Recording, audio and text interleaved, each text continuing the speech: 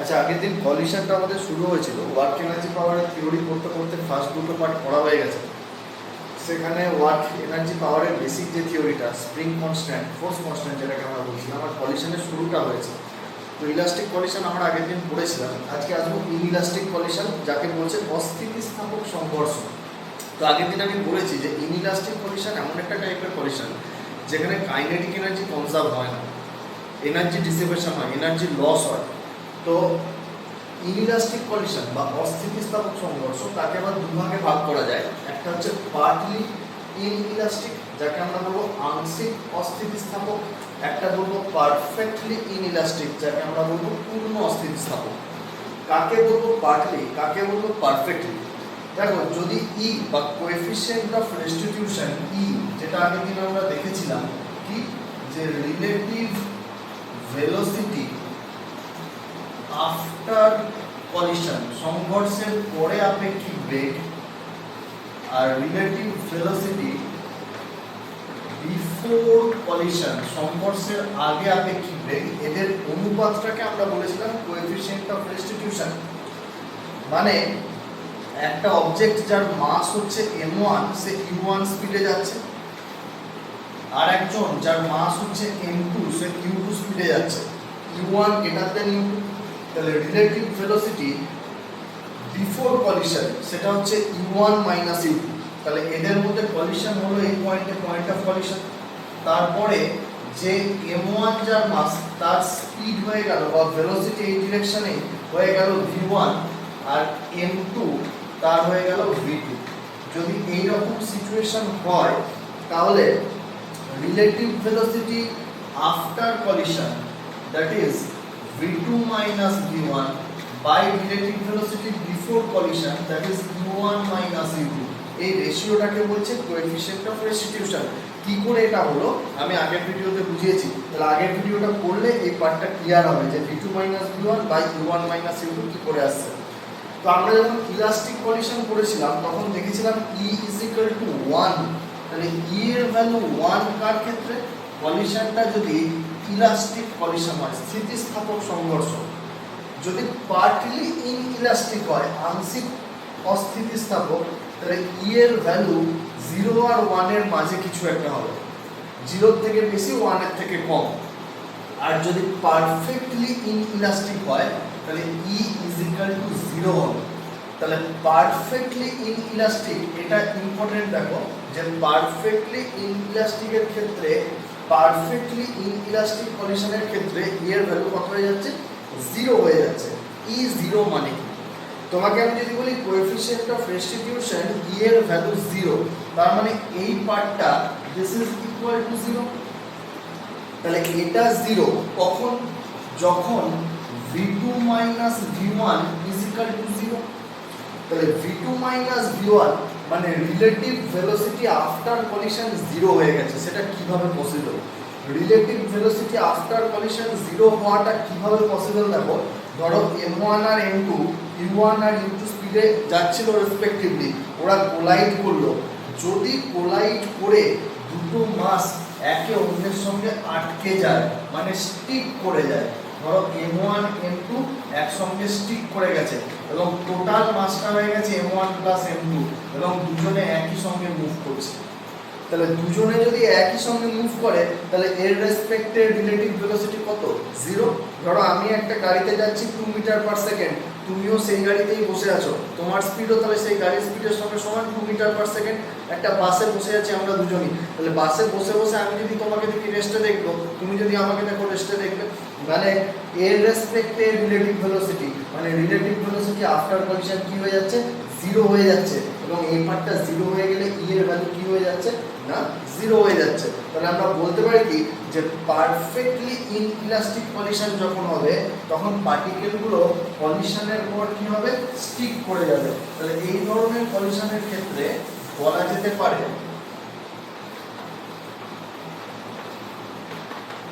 particles stick together after collision, কলিশনের পর পার্টিকেলগুলো stick করে যাবে। এখানে যদি আমরা আগের দিনের মতো ইলাস্টিক কলিশনে যে ক্যালকুলেশনটা করেছিলাম যে কলিশনের পরে ভেলোসিটি কত হবে সেটা ক্যালকুলেট করতে চাই, তাহলে সেইভাবেই শুরু করব। কিন্তু ইলাস্টিক কলিশনে আমরা conservation of kinetic energy use করতাম, এখানে ইউজ করা যাবে না, কারণ এখানে কাইনেটিক এনার্জি কনজার্ভ হয় না। কি করব, ধরো m1 সে u1 স্পিডে যাচ্ছে আর m2 সে u2 স্পিডে যাচ্ছে, এখানে কলিশন হলো এবং তারপর m1 এর স্পিড হয়ে গেল v1 আর m2 স্পিড হয়ে গেল কি v2। তাহলে আমাকে বললো ফাইন্ড v1 এন্ড v2, কলিশনের পর ওদের স্পিড কি হবে বলে দিয়েছে। দ্য কলিশন ইজ ইনইলাস্টিক, সংঘর্ষটা অস্থিতিস্থাপক, এবং সেক্ষেত্রে যদি ইনইলাস্টিক কলিশন হয় একটা কোএফিসিয়েন্ট অফ রেস্টিটিউশন দেয়া থাকে, ই ধরে নিচ্ছি coefficient of restitution.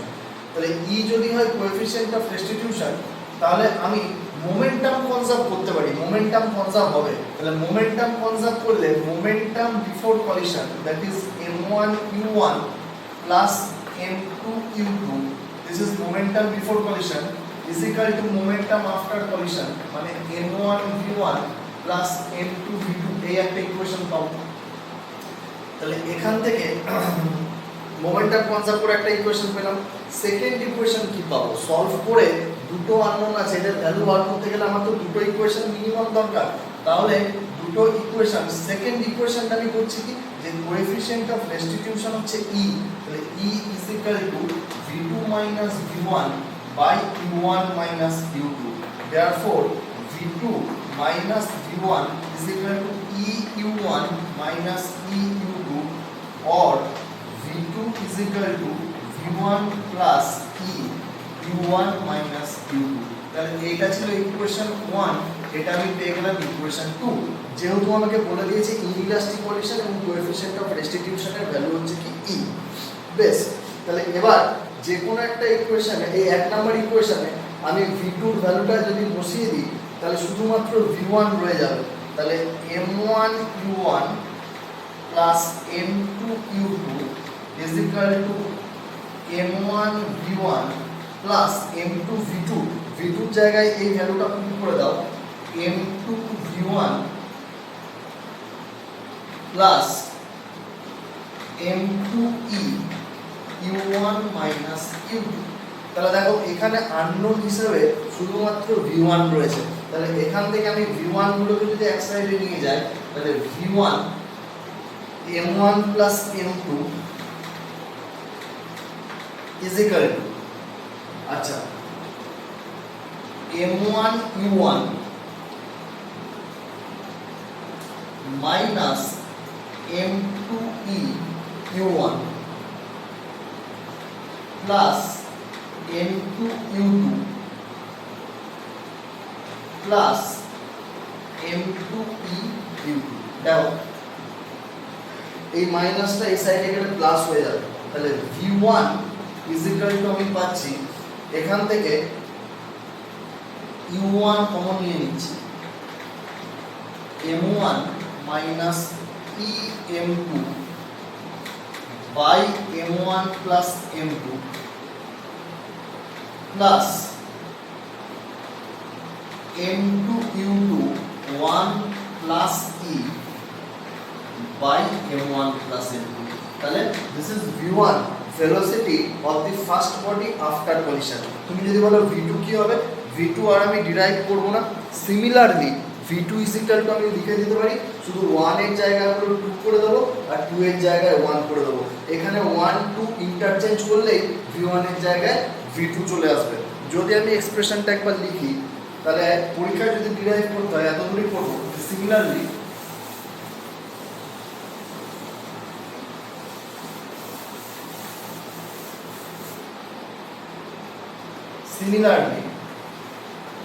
v2 is equal to u2 m2 minus e m1 by, যেহেতু এটা প্লাস আছে, m1 plus m2 m2 plus m1 একই ধরনের, plus m1 u1 1 plus e m1 plus m2। একটা জিনিস দেখো, যে আমরা যখন ইলাস্টিক কলিশনের ক্ষেত্রে ভেলোসিটি গুলো বার করেছিলাম, তখন ই এর ভ্যালু কত ধরেছিলাম 1, তুমি ই এর ভ্যালু এখানে 1 করে দাও, দেখো ইলাস্টিক কলিশনে আমি যে এক্সপ্রেশন পেয়েছিলাম v1 এর সেটা চলে আসবে, v2 যে এক্সপ্রেশন পেয়েছিলাম সেই চলে আসবে। e এর ভ্যালু যদি আমি 1 পুট করে দিই তাহলে v1 u1 m1 m2 m1 m2 plus m2 u2 1 1 মানে 2 হয়ে যাবে 2 m2 u2 m1 m2। তাহলে এটাই আমরা পেয়েছিলাম ইলাস্টিক কলিশনে যখন এক্সপ্রেশন বার করেছিলাম। তাহলে জাস্ট এখানে এটা জেনারেল এক্সপ্রেশন হিসেবে তুমি ইউজ করতে পারো। e এর ভ্যালু 1 বসালে ইলাস্টিক পেয়ে যাবে, e এর ভ্যালু 0 বসালে পারফেক্টলি ইনইলাস্টিক বা পূর্ণ অস্থিতিস্থাপক পেয়ে যাবে, আর e যদি 0 আর 1 এর মাঝে কিছু একটা হয় মানে পার্টলি ইনইলাস্টিক হয় তাহলে সেই ভ্যালুটা এখানে বসাবো। দেখো এখান থেকে কি রকম নিউমেরিক্যাল আছে আমি বলি। একটা টাইপের একটা খুব কমন নিউমেরিক্যাল আছে, সেই নিউমেরিক্যালটা আমি করে দেখাই। আচ্ছা, নিউমেরিক্যাল করার আগে একটা জিনিস বলি, যদি এগুলো তো সব আমরা ওয়ান ডাইমেনশনাল কলিশন করছি, একমাত্রিক সংঘর্ষ, যদি তা না হয়, যদি টু ডাইমেনশনাল কলিশন হয়, মানে একমাত্রিক কলিশন ওয়ান ডাইমেনশনাল কলিশন মানে আমরা কি বলছি যে দুটো পার্টিকেল কলিশনের আগে অ্যালং এক্স অ্যাক্সিস যাচ্ছে, ধাক্কাধাক্কি করার পরেও তারা অ্যালং এক্স অ্যাক্সিসই যেতে থাকলো। তাই তো বললাম এতক্ষণ যে লাইন বরাবর যাচ্ছিল কলিশনের পর সেই লাইন বরাবরই গেল। কিন্তু ধরো একটা ক্যারাম বোর্ড বা একটা বিলিয়ার্ড বলের কলিশন তো এরকম হয় না, ধাক্কা মারলো দুটো দুদিকে চলে গেল। তাহলে সেই ধরনের কলিশন যদি হয় তাহলে পার্টিকুলার সেই ধরনের কলিশনকে আমরা বলবো টু ডাইমেনশনাল কলিশন। এবং টু ডাইমেনশনাল কলিশনের ক্ষেত্রে আমরা কিভাবে অ্যাপ্রোচ করব প্রবলেমগুলো।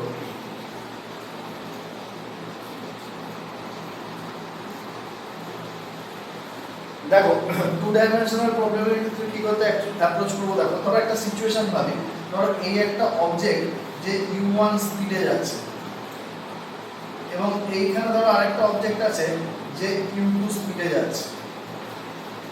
ধরো এটা হরাইজন্টালের সঙ্গে থিটা অ্যাঙ্গেল করেছে বা θ1 অ্যাঙ্গেল করেছে, এটা হরাইজন্টালের সঙ্গে θ2 অ্যাঙ্গেল করেছে। তাহলে যেতে যেতে পার্টিকুলার এই পয়েন্টে গিয়ে তাদের ধাক্কা লেগে গেল, কলিশন হলো। তাহলে কলিশনের পর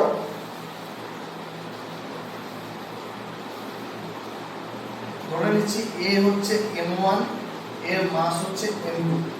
কলিশনের পর কি হলো, আমি কিছু একটা সিচুয়েশন ধরে নিচ্ছি যে ধরো একটা মাস m1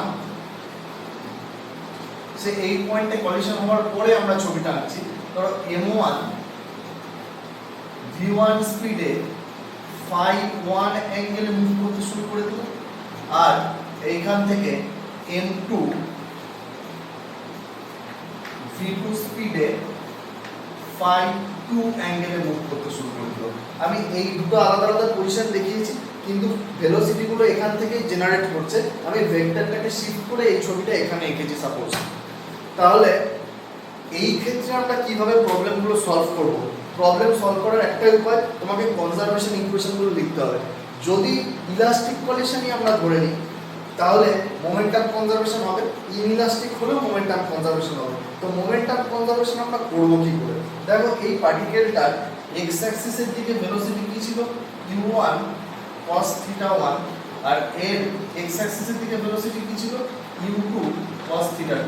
কলিশনের পরে এর এক্স অ্যাক্সিসের দিকে ভেলোসিটি কি হলো v1 cos φ1, আর m2 এর এক্স অ্যাক্সিসের দিকে ভেলোসিটি কি হলো v2 cos φ2। তাহলে এখানে আমরা প্রথমে momentum conservation along x axis করি। Momentum is the vector quantity, তাহলে along x axis initial momentum m1 u1 cos θ1 plus m2 u2 cos θ2 is equal to along x-axis final momentum m1 v1 cos φ1 plus m2 v2 cos φ2। এটা হয়ে গেল।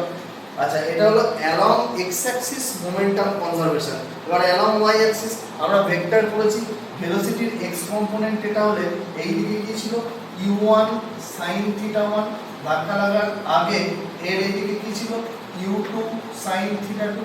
তাহলে along y axis যদি momentum conserve করি তাহলে কলিশনের আগে momentum m1 u1 sin θ1 plus m2 u2 sin θ2 is equal to কলিশনের পরে মোমেন্টাম, এটাও তাই। এই কম্পোনেন্ট দুটো বার করে নেব এবং that will be m1 v1 cos φ1 plus m2 v2 cos phi this। তাহলে এই রকম ভাবে আমরা মোমেন্টাম কনজারভেশন ইকুয়েশন সেট করতে পারি। অ্যাঙ্গেলগুলোর ভ্যালু তোমাকে দেওয়া থাকবে, তুমি ভ্যালু বসালে তোমাকে হয়তো আননোন অ্যাঙ্গেল φ1 φ2 বার করতে দেবে। তাহলে এখান থেকে দুটো ইকুয়েশন পেলাম। আরো ইকুয়েশন আমি সেট করতে পারি। যদি ইলাস্টিক কলিশন হয় তাহলে এখানে আমরা half m1 u1 square plus half m2 u2 square kinetic energy before collision is equal to half m1 v1 square plus half m2 v2 square kinetic energy after collision. এটাও লিখতে পারি, কিন্তু এই ইকুয়েশনটা শুধুমাত্র স্থিতিস্থাপক সংঘর্ষের ক্ষেত্রে লিখতে পারি, ইলাস্টিক কলিশন। যদি ইনইলাস্টিক কলিশন হয় তখন এই ইকুয়েশনটা লিখতে পারবো না। এই momentum conservation along x axis, momentum conservation along Y axis আমি লিখতে পারবো, কিন্তু এই জায়গায় আরেকটা ইকুয়েশন যদি সেট করতে হয় তখন আমি কি করব? এবং সেখানে তখন আমাকে ই দিয়ে বা কোএফিসিয়েন্ট অফ রেস্টিটিউশন দিয়ে একটা ইকুয়েশন সেট করতে হবে। এবং সেক্ষেত্রে সেই প্রবলেমগুলো যখন আমি অবলিক কলিশন বলছি, অবলিক কলিশন, তখন ওই কোএফিসিয়েন্ট অফ রেস্টিটিউশন দিয়ে ইকুয়েশন কীভাবে লেখা হয় সেগুলো একটু অ্যাডভান্স লেভেলের প্রবলেম। আমরা কলিশনের বেসিক কিছু প্রবলেম করে নিই, করে নেওয়ার পর ওই ধরনের প্রবলেমগুলো সলভ করব যেখানে অবলিক কলিশন হলে কীভাবে কোএফিসিয়েন্ট অফ রেস্টিটিউশন দিয়ে ইকুয়েশন লিখে সলভ করতে হয়। আপাতত তাহলে এটা থাক, কলিশনের বেসিক কিছু প্রবলেম বা যেই মেন লেভেলের প্রবলেম করা হোক, অ্যাডভান্স লেভেলের বা আইআইটি লেভেলের প্রবলেমগুলো যখন সলভ করার জায়গায় আসবো সেই সময় আমরা দেখবো যে অবলিক কলিশনের সময়, অবলিক কলিশনের ক্ষেত্রে যে কিভাবে আমরা ই বা কোএফিসিয়েন্ট অফ রেস্টিটিউশন দিয়ে ইকুয়েশন লিখতে পারি সেটা তখন বলবো। আচ্ছা, এখানে একটা প্রবলেম দেখায়। ধরো বলছে যেই মেনে যে টাইপের প্রবলেমগুলো আসে বা মেডিকেল এন্ট্রান্স এক্সামগুলোতে যে টাইপের প্রবলেম আসে, মেডিকেল এন্ট্রান্স এক্সামগুলোতে একটু সোজা কোশ্চেন আসে, যেই মেনে তার থেকে একটু কঠিন কোশ্চেন আসে, সেই টাইপের প্রবলেমে অবলিক কলিশন থাকে না। অবলিক কলিশন যখনই আমাকে করতে হবে তখন আমাকে অ্যাডভান্স লেভেলের প্রবলেম করতে হবে। এবং সেখানে যখন দুটো অবজেক্ট কোলাইড করছে তখন ওদের কলিশনের দুটো লাইন আমাকে টানতে হয়, একটা হচ্ছে কমন ট্যানজেন্ট, একটা হচ্ছে কমন নর্মাল। কমন নর্মাল আর কমন ট্যানজেন্ট এই বরাবর দুটো ইকুয়েশন সেট করতে হয়, সেগুলো কিছু পরে পড়াবো। আগে এই টাইপের মেন্স লেভেলের প্রবলেমগুলো করে নিই, যেই মেন লেভেলে তারপরে যাওয়া যাবে। দেখো একটা খুব কমন প্রবলেম আছে, বলছে যে একটা বল এই সাইড ওপর থেকে মাটিতে ফেলা হলো এরকম, তাহলে মাটিতে পড়লো, ড্রপ খেয়ে ওপরে উঠলো, আবার উঠলো, আবার পড়লো, ড্রপ খেয়ে ওপরে উঠলো। তাহলে এরকম বারবার করতে করতে থেমে যাওয়ার আগে পর্যন্ত বলটা টোটাল কতটা ডিস্টেন্স কভার করবে? কি বললাম, মাটি থেকে ওপর থেকে পড়লো, মাটিতে ড্রপ খেয়ে উঠলো, আবার পড়লো, ড্রপ খেয়ে উঠলো, আবার পড়লো, উঠলো, আবার পড়লো, উঠলো, এরকম করতে করতে আলটিমেটলি যখন বলটা থেমে যাবে তার আগে বলটা টোটাল কতটা ডিস্টেন্স কভার করবে। যেটা ওরা বলে দিয়েছে সেটা হচ্ছে যে গ্রাউন্ডের সঙ্গে বলের যে বারবার কলিশন হচ্ছে, ই হচ্ছে কোএফিসিয়েন্ট অফ রেস্টিটিউশন।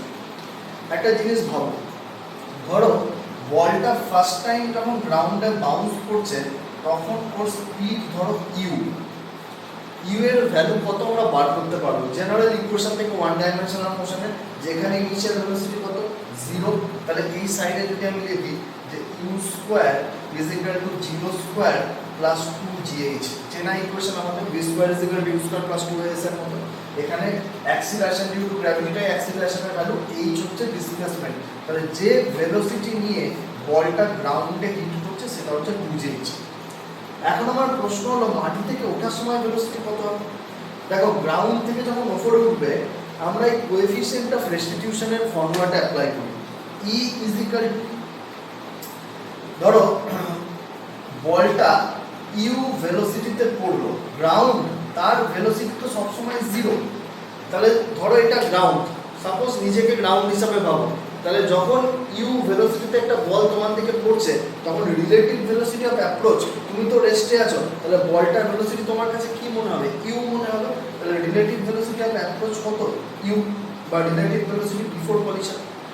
আচ্ছা, রিলেটিভ ভেলোসিটি আফটার কলিশন, ধাক্কা মারার পর বলটা যদি ভি ভেলোসিটিতে উপরে ওঠে তাহলে গ্রাউন্ডের রেসপেক্টর ভেলোসিটি কত? গ্রাউন্ড তো রেস্টে আছে, তাহলে গ্রাউন্ডের রেসপেক্টর ভেলোসিটি কত মনে হবে? ভি মনে হবে। ধরো আমি গ্রাউন্ড, আমি রেস্টে আছি, তাহলে একটা বল ধাক্কা খেলে ফিরে যাচ্ছে ভি ভেলোসিটিতে, তাহলে বলটা ফিরে যাচ্ছে ভি ভেলোসিটিতে, আমি রেস্টে আছি, আমি বলটার ভেলোসিটি ভি লিখবো। তাহলে রিলেটিভ ভেলোসিটি আফটার কলিশন হচ্ছে v বা রিলেটিভ ভেলোসিটি অফ সেপারেশন হচ্ছে v। তাহলে v এর ভ্যালু কত হবে? v is equal two eu। তাহলে বলটা সাইডে আনছি, এই লাইন বরাবরই মুভমেন্টটা হবে। তাহলে বলটা যখন ধাক্কা খেয়ে উপরে উঠবে তখন ওর স্পিড কি হয়ে যাবে? eu হয়ে যাবে। আচ্ছা, তাহলে eu নিয়ে ও কত হাইট অবধি উঠবে? e এর ভ্যালু যদি ইনইলাস্টিক কলিশন হয় তাহলে e এর ভ্যালু তো ফ্র্যাকশন 0 আর 1 এর মাঝে, মানে এই যে ভেলোসিটি নিয়ে উঠছে eu that is less than u, মানে অবভিয়াসলি ধাক্কা খাওয়ার পর ভেলোসিটি কমে যাবে u গ্রেটার দ্যান eu, কারণ এটা একটা ফ্র্যাকশন। ইনইলাস্টিক কলিশনের ক্ষেত্রে আমরা জানি 0 আর 1 এর মাঝে মানে ফ্র্যাকশনাল ভ্যালু পাই। তাহলে নিশ্চয়ই আর এতটা উঠবে না, তার থেকে কম উঠবে। কতটা উঠবে? আমরা ধরে নিচ্ছি যে ধাক্কা খাওয়ার পর ওটা h ড্যাশ হাইট অবধি উঠবে, মানে সাপোজ এই হাইট অবধি উঠলো eu স্পিড নিয়ে, এই হাইট অবধি উঠলো, দিস ইজ h ড্যাশ আমি ধরে নিলাম।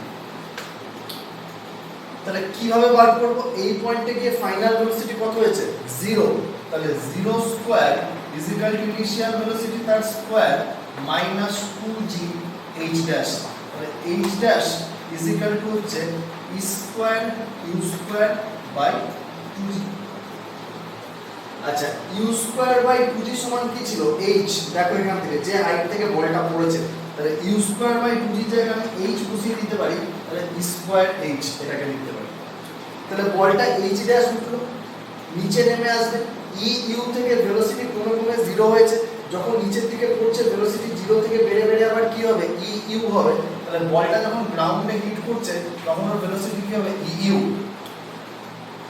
এরপরে যখন লাফিয়ে উপর দিকে উঠবে তখন ভেলোসিটি কত হবে? দেখো eu ভেলোসিটি নিয়ে উঠলো, প্রথম কলিশন হওয়ার আগে u নিয়ে নামলো, ধাক্কা লেগে ভেলোসিটি হয়ে গেল eu। আবার উপরে গেল, নিচে নামছে, eu নিয়ে নামলো, ধাক্কা লেগে ভেলোসিটি আবার e টাইমস হয়ে যাবে। তাহলে এবার ভেলোসিটি কি হয়ে যাবে? e square eu into e, যেমন এখানে u ইনটু e হয়েছিল। e স্কয়ার u স্পিড নিয়ে তাহলে এরপরে সেকেন্ড বাউন্সের পর বলটা e স্কয়ার u স্পিড নিয়ে উপর দিকে উঠছে। কতটা উঠবে? ধরো আমি ধরে নিলাম h ডবল ড্যাশ, তাহলে h double dash is equal to initial velocity তার square minus 2g h dash.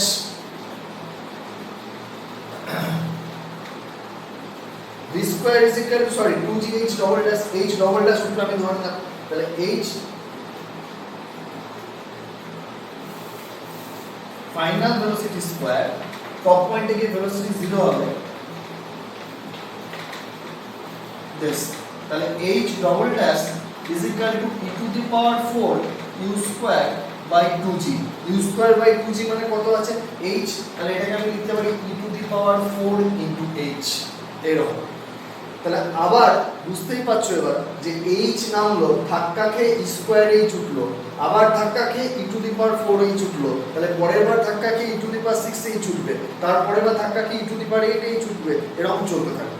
তাহলে টোটাল ডিসটেন্স কত কভার করলো আমাকে বার করতে বলেছে। তাহলে total distance capital H is equal two, আমি কি লিখবো দেখো, এখানে নামলো h, ধাক্কা খেয়ে উঠলো h ড্যাশ, নামলো h dash, 2h dash plus second time bounce খেয়ে উঠলো h ডবল ড্যাশ, এই যে এখানে বার করে রেখেছি, নামলো h ডবল ড্যাশ, ওঠা প্লাস নামা, তাহলে ডিসটেন্স হচ্ছে 2h ডবল ড্যাশ প্লাস এরকম চলতে থাকে।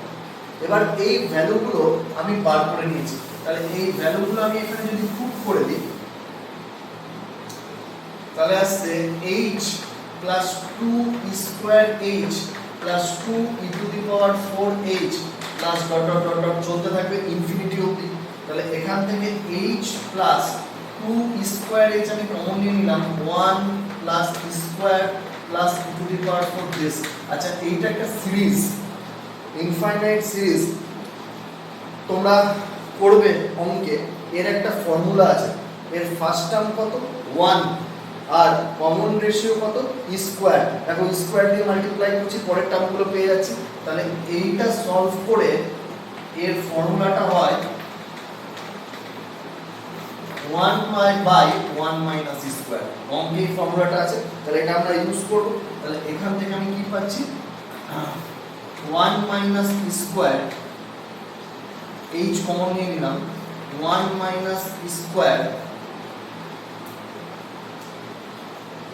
Plus two square, that is H one plus square one minus square.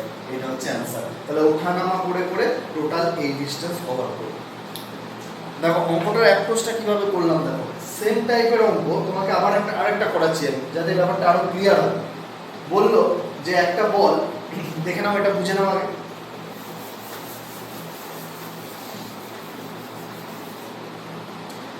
Same numerical ধরো যে একটা বল এই সাইড উপর থেকে পড়ছে, গ্রাউন্ডে এসে ধাক্কা খেলো, আবার উপরে উঠলো, আবার উপরে উঠলো, নিচে নামলো, ধাক্কা খেলে এরকম করছে। তাহলে এই ধাক্কাধাক্কি করতে করতে থেমে যাওয়ার আগে পর্যন্ত টোটাল কতটা টাইম ল্যাপস হবে, টোটাল টাইম ল্যাপস বলে দিয়েছে। প্রত্যেকবার কলিশন হচ্ছে, কলিশনগুলো ইনইলাস্টিক হচ্ছে এবং কোএফিসিয়েন্ট অফ রেস্টিটিউশনের ভ্যালু কত, ই। দেখো তাহলে এখন আমরা একটা জিনিস বুঝে গেছি,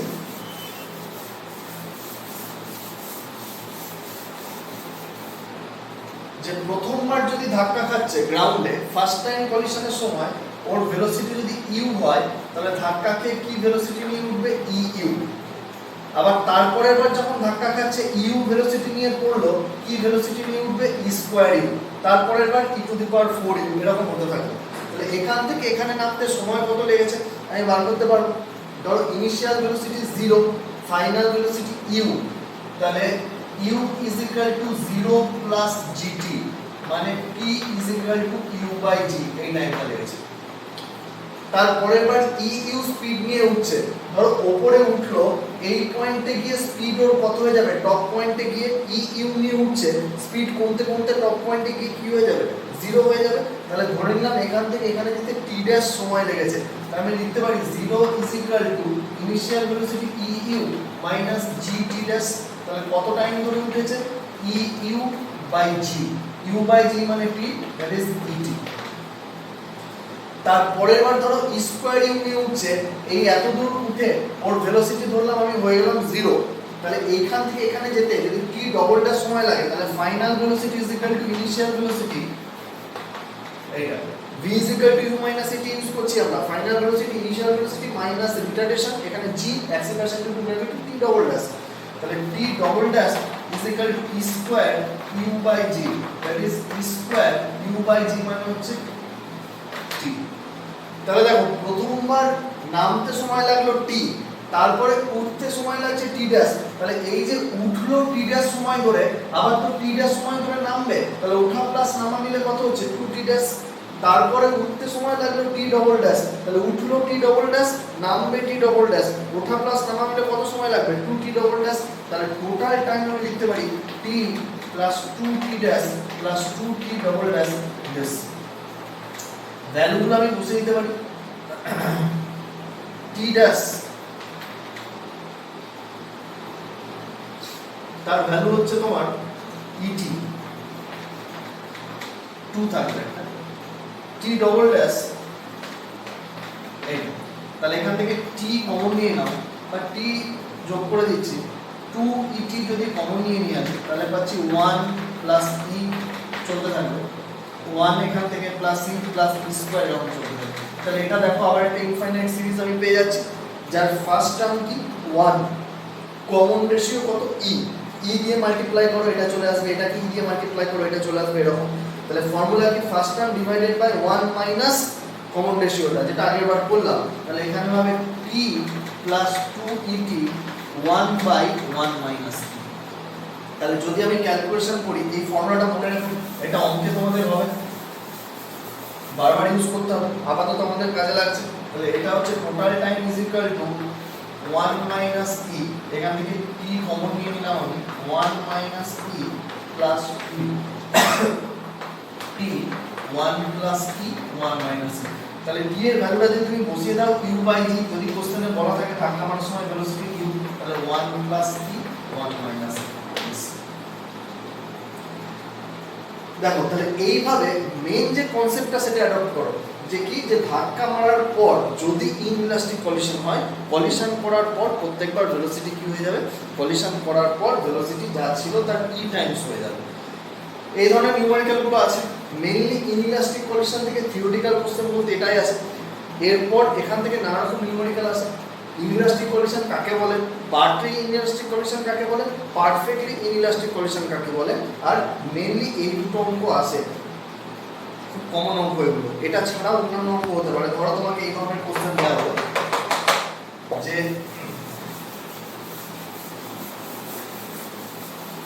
পারফেক্টলি ইনইলাস্টিক কলিশন হচ্ছে suppose find the loss in kinetic energy after collision. স্থিতিশক্তির গতিশক্তির হ্রাস কত হলো কলিশনের পরে। ধরো একটা অবজেক্ট সে m1 u1 স্পিডে যাচ্ছে আর m2 u2 স্পিডে যাচ্ছে। পারফেক্টলি ইনইলাস্টিক কলিশন বলেছি, তাহলে কলিশন করার পর দুজনে একসঙ্গে স্টিক করে গেল, তাহলে টোটাল মাস কত হলো m1 প্লাস m2 এবং ভেলোসিটি কত হয়ে গেল v। বলেছে find the loss in kinetic energy, change in kinetic energy, কলিশনের ফলে কাইনেটিক এনার্জি চেঞ্জ কত হলো। দেখো এটা অ্যাজ এ ফর্মুলা মনে রাখতে পারো, এটা আসবে 1/1 half into m1 m2 by m1 plus m2 into u1 minus u2 তার হোল স্কয়ার। কারণ এই ধরনের অঙ্কগুলো যখন আমি করি তখন বেসিক ফর্মুলা যদি কিছু আমার মনে থাকে, এমসিকিউ করার সময় আমি ডাইরেক্ট ফর্মুলায় পুট করে অঙ্কটা করে দিতে পারি, সময় কম লাগে। আর যদি মনে না থাকে আমাকে ডিরাইভ করতে হবে। কিভাবে ডিরাইভ করব, মোমেন্টাম কনজার্ভ হবে, তাহলে কলিশনের আগে momentum m1 q1 plus m2 is equal to কলিশনের পরে momentum m1 plus m2 into v, তাহলে v is equal to m1 q1 plus m2 u2 by m1 plus m2। Velocity বার করে নিলাম। এবার ভেলোসিটি যখন বার করে নিলাম বলেছে লস ইন কাইনেটিক এনার্জি, মানে চেঞ্জ ইন কাইনেটিক এনার্জি বা লস ইন কাইনেটিক এনার্জি আমি কি করব, initial kinetic energy minus final kinetic energy. তাহলে this is half m1 u1 square plus half m2 u2 square minus half final kinetic energy কি, এটা তো initial লিখলাম। Finally মাস হচ্ছে m1 প্লাস m2 আর velocity হচ্ছে v স্কয়ার। তাহলে এখানে তুমি v এর ভ্যালুটা অলরেডি বার করে নিয়েছো। এই v এর ভ্যালুটা যদি এইখানে বসিয়ে দাও, দিয়ে ক্যালকুলেশন করো, আলটিমেটলি এক্সপ্রেশন আসবে m1 m2 by m1 plus m2 into u1 minus u2 তার হোল স্কয়ার।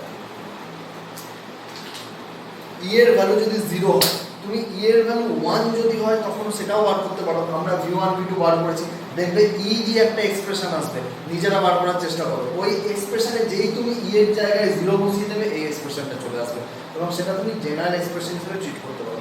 তাহলে ইনইলাস্টিক কলিশন এতটাই পড়া। ওয়ার্ক এনার্জি পাওয়ারের 3টে লেকচার হলো আমাদের, 3টে ভিডিওতে মোটামুটি ওয়ার্ক পাওয়ার এনার্জি শুধুমাত্র থিওরি পার্টটা কমপ্লিট হলো, নিউমেরিক্যাল পার্ট এরপরে করতে হবে।